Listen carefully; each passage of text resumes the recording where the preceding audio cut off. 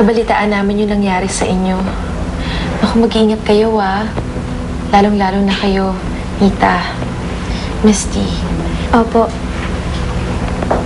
Kahit naman anong pag-iingat namin, kung gusto kaming guluhin, makakaiwas ba kami? Ano ang ibig niyong sabihin? Amanda, pakiramdam kasi namin hanggang ngayon sinusundan kami ng anino ni Danica eh. Alam mo bang siyang pinanghihinalaan namin na ipakanan itong lahat? Itong pangluloob dito sa bahay at yung nangyari kay Nita. Kaya nga, ayoko nang bumalik kay Arturo eh.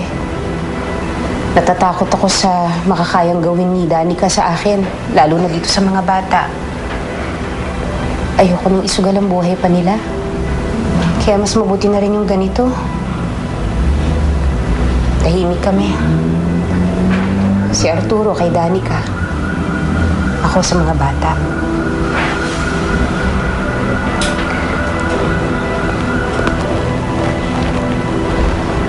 Ito. Pakibigay na lang kay Arturo.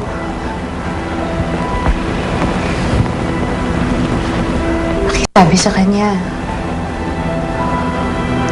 hanggang dito na lang kami.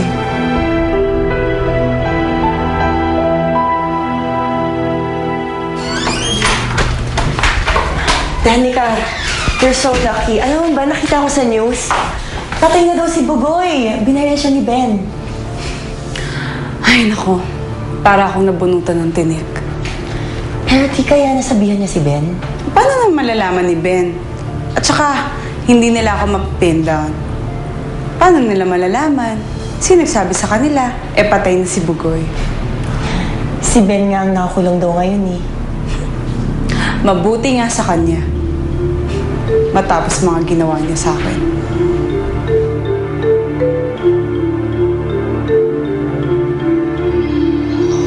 Salamat ha. Una na ako. Bye, tita. Ingat po. Pasok na. Alina kayo. Isara nyo na to. Pasok na. Sige po. Sara mo na yung gate. Salamat. Ay, nako.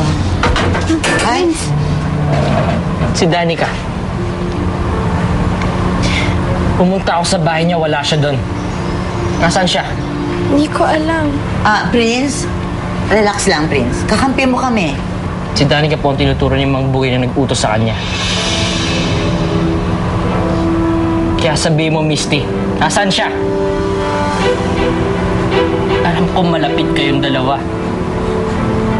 Sabihin mo sa akin, nasaan siya? Na dapat nakakulong hindi tatay ko. Prince, relax ka lang. Prince, sandali lang. Huwag mo naman iharas si Misty. Hindi naman niya alam kung nasan si Danica eh. Hindi ba, anak? Hindi ko po alam. Siya dapat nakakulong hindi tatay ko.